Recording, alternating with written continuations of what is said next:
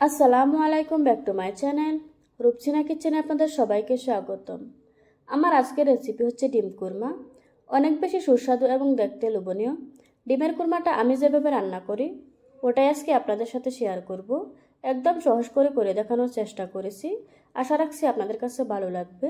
চলুন তাহলে রেসিপিটা ডিম কুরমা বানানোর জন্য নিয়ে নিচ্ছি 5টা ডিম। পরিমাণ মতো পানি দিয়ে ডিমগুলিকে সিদ্ধ করে নেব। দিয়ে দিচ্ছি 1 চা চামচ লবণ। লবণটা দিলে ডিমের খোসাটা ছাড়িয়ে নিতে সহজ হয়। এখন ঢাকনা দিয়ে ঢেকে ডিমগুলিকে সিদ্ধ করে নেব।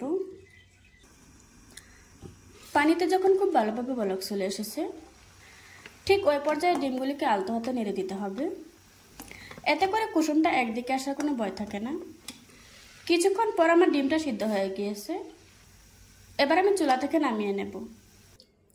এবার আমি ডিমগুলি থেকে খোসা ছাড়িয়ে নেব। মিডিয়াম আঁচে 5 মিনিট আমি ডিমগুলিকে সিদ্ধ করে নিয়েছি। আপনারা চাইলে এর থেকে বেশি অথবা এর থেকে কমও সিদ্ধ করতে পারবেন। আমার ডিমগুলি খোসা ছাড়ানো হয়ে গিয়েছে। এবার একটা কাঁটা চামচ দিয়ে ছিদ্র ছিদ্র করে নেব। এতে করে ডিমগুলি ভাজার সময় ফুটে ওঠার ভয় থাকবে না। অন্যদিকে ডিমগুলি ভাজার জন্য চুলায় একটি কড়াই বসিয়ে দিয়েছি। তারপর দিয়ে দিচ্ছি 1/4 কাপ সয়াবিন তেল। দিয়ে দিচ্ছি 1/4 চা চামচ লবণ।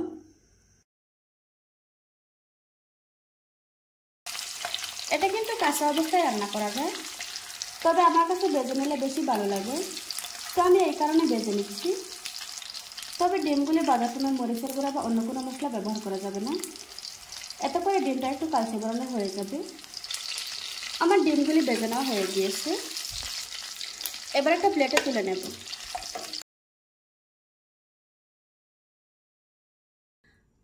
ওই গরম তেলে দিয়ে দিচ্ছি একটা তেজপাতা, দিয়ে দিচ্ছি 3টা এলাচ, 1 টুকরো দারচিনি। গরম মশলাগুলি একটু নেড়ে চেড়ে দিয়ে দিচ্ছি 1/3 কাপ পেঁয়াজ বাটা।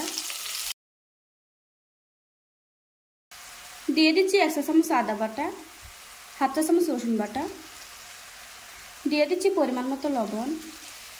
কিছুক্ষণ কষিয়ে নেওয়ার পর দিয়ে দিচ্ছি 1/4 চা চামচ ধনিয়ার গুঁড়া। এখানে আমি জিরার গুঁড়া ব্যবহার করছি না। ডিমের কুরমাতে জিরার গুঁড়া না দিলে খেতে ভালো লাগে। এবার দিয়ে দিচ্ছি 1 টেবিল চামচ বাদাম বাটা। এখানে আমি চীনা বাদাম নিয়েছি, আপনারা চাইলে কাজু বাদামটাও নিতে পারবেন। কাঁচা বাদামের গন্ধটা কিন্তু অনেক সময় থাকে, তার জন্য এটাকে একটু সময় নিয়ে কষিয়ে নিতে হবে। এখানে কিন্তু পানি ব্যবহার করা যাবে না, দুধ দিয়েই কষিয়ে নিতে হবে। পুরো রান্নাটাই আমরা দুধের উপরে করব। যখন মশলা থেকে সুন্দর ভাজা ঘ্রাণ বের হবে এবং তেল থেকে মশলা আলাদা হয়ে যাবে, ঠিক ওই পর্যায়ে দিয়ে দিচ্ছি আগে থেকে ভেজে রাখা ডিম। ডিমগুলিকে দিয়ে আমি আরও কিছুক্ষণ কষিয়ে নেব। কিছুক্ষণ কষিয়ে নেওয়ার পর দিয়ে দিচ্ছি 1 কাপ তরল দুধ, আর দিয়ে দিচ্ছি 1 টেবিল চামচ ঘি। দিয়ে দিচ্ছি মুখ ফাটিয়ে নেওয়া 4টা কাঁচামরিচ। আপনারা চাইলে এখানে 1 চা চামচ চিনিও দিতে পারবেন। এবার আমি ঢাকনা দিয়ে ঢেকে কিছুক্ষণ রান্না করে নেব। কিছুক্ষণ পর খুব বেশি শাহি ফ্লেভার চাইলে 2-3 ফোঁটা কেওড়া জল দিতে পারবেন। আর যদি কেওড়া জল না থাকে কোনো সমস্যা নাই, এটা কেওড়া জল ছাড়াই অসম্ভব মজার হয়। রান্নাটা প্রায় শেষের দিকে। এবার দিয়ে দিচ্ছি কিছু পেঁয়াজ বেরেস্তা। এখন একটু নেড়ে চেড়ে চুলার আঁচ বন্ধ করে দেব। কিছুটা লিকুইড থাকতেই বন্ধ করে দিতে হবে, কারণ এটা ঠান্ডা হলে আরও বেশি ঘন হয়ে যাবে। দেখুন বন্ধুরা, আমার ডিম কুরমাটা রান্না করা হয়ে গিয়েছে। আশা রাখছি আজকের এই সহজ রেসিপিটা আপনাদের কাছে ভালো লাগবে।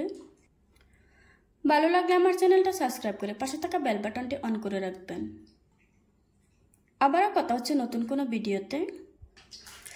ততক্ষণ সুস্থ থাকবেন, ভালো থাকবেন। আল্লাহ হাফেজ।